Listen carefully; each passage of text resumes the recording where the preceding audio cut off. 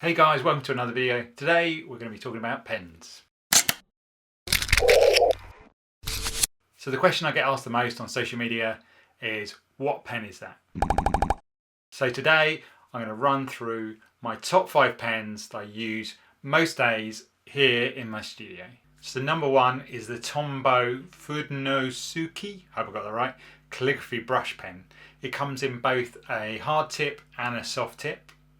The reason why I like it so much is because it is so versatile in a range of styles it can do. But one of the main reasons is that it does a really good job replicating my dip pen, my traditional dip pen I sometimes use, but without the mess. I can take it wherever I go, and it's I don't have to do any setup to get it working. It's quite a thin, small nib, so I can do quite small work, whether that's writing people's names on address labels, doing wedding invitation or name cards. It's also great for logo design. I do a lot of thumbnail little sketches using it because it's quite small. I then take a photo on my phone, get it on the computer, and then I can redraw it there and make it all nice and crisp. So number 2 may surprise you. It's actually a pen most associated with children, especially my children, because they use them a lot, and that's the Crayola Washable Markers. This is just the standard ones that you can get from any store. What I like most about it is that it's got a really broad, tough nib on it, so I can get a good contrast between thick and thin strokes when I'm using it. This is especially useful for brush script work, gives a real defined letter structure. Also, it has an amazing texture. So if you do it on a bit of paper, scan it in and lay it over a photo in Photoshop, you get this awesome look that really adds some sort of depth and a bit more quality to your lettering work. And with a little bit of practice, you can do some ornate script calligraphy with this. And it's also the pen I use to teach my daughter's class of 7 or 8 year olds how to get started with calligraphy. Number 3 are Posca paint markers. I've been using them loads recently, specifically for writing on different surfaces and object types. They're super easy to use because they're water-based markers. If you make a mistake, you can actually wash them off some surfaces.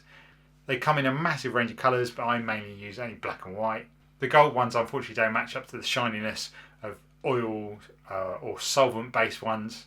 Number 4 is the good old Sharpie marker, the fine tip one. It's great for doing monoline cursive script or just general cap style hand lettering. I love the richness of the black that it produces and the fact that you seem to be able to write on any surfaces with it, like I did with the violin I did in a previous video. The downside seems to be that Sharpie markers seem to bleed through every type of paper I use it with, unless that's a tracing paper or a really heavyweight printer paper. Number 5 is another Sharpie marker. This is their range of fabric pens called Stains. I don't use them for fabric pens. It has a beautiful brush tip which gives a great flow of ink and a really smooth style to it. And again, like the fine point marker, it has a really bold black colour and can write on most surfaces.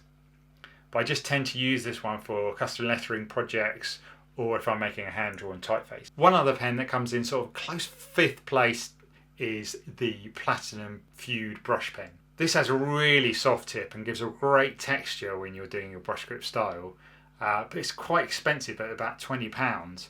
But if you get the adapter, you don't have to keep buying cartridges or just throwing it away. You can refill it with your own ink if you need to. Let me know in the comment section below what your top 5 pens are that you use the most often. We'd love to know what they are. Anyway, give it a thumbs up if you enjoyed it, subscribe if you haven't, and I'll see you in the next video.